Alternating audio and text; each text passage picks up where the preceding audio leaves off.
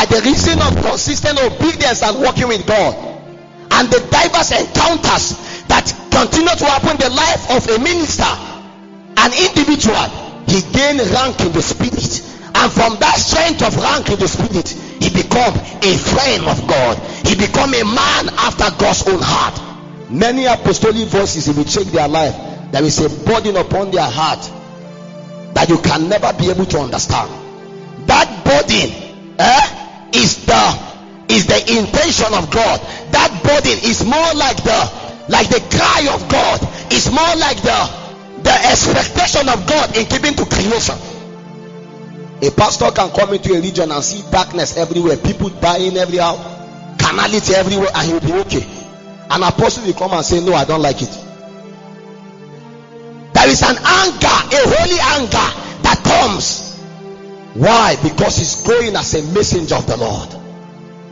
So when Jesus finished equipping them, he sent them. He said, go and conquer every region. So Paul was writing as one that was sent by God, but yet he showed something, that with all his ranking in the spirit, with all his anointing, it did not negate the fact that there are still things in him that requires help from God. Yet peradventure he was done preaching a good sermon, but he said that there were things in me that I cannot really understand. And I look at myself and I look so much like all the wretched people that I'm even preaching to. From the books of Romans chapter 1, chapter 2, chapter 3, 4, 5 up to 6, Paul was educating them about spiritual man, a spiritual man, a carnal man, and a natural man. And yet, with all his spirituality, he could still record that there were things in him that does not conform to the likeness and to the character of the Christ. Yet he was an ambassador of the Christ. It became too confusing to an average believer, because if I read it like you, what he meant by there are things I want to do and I find myself not doing, and there are things I do not want to do that I find myself doing.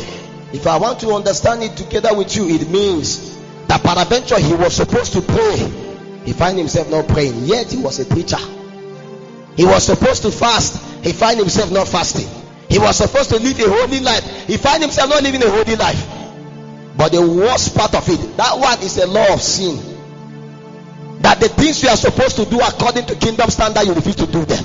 But when the things you are not supposed to do, you now further find yourself doing them, it's a law of death. Peradventure, Paul the apostle was not supposed to steal, yet he find himself stealing. He was not supposed to lie, yet he find himself lying. He was not supposed to fornicate, yet he find himself fornicating. So it became so confusing.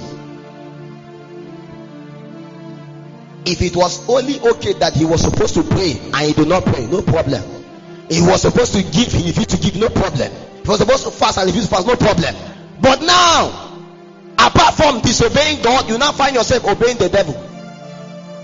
And yet, you are an apostle ordained by God with rank in the spirit.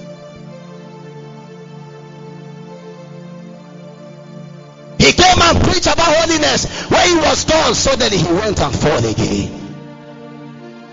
He speak about the need to pray. When he went to his room, he sleep them all. Many people read his writings and they became spiritual men. Yet him too was a carnal man. And when Paul came to a point, he began to cry. He said, oh wretched man, who will deliver me? Because at the point that he is now, nobody can deliver him. Do you know why? Because when your pastor is having an issue, will you be the one that will deliver him? Who have the capacity, the rank, and the authorization, and the anointing in the spirit as Paul to even come and say they will pray for him? At that point, what Paul needed was not the help of man. What he needed was the help of God.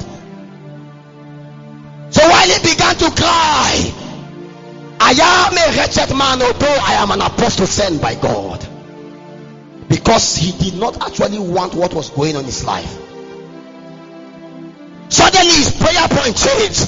Before he was praying for power, before he was praying for the anointing, before he was praying for prosperity, and now he realized that he had the power, he had the anointing, he had the prosperity, yet he was a wretched man.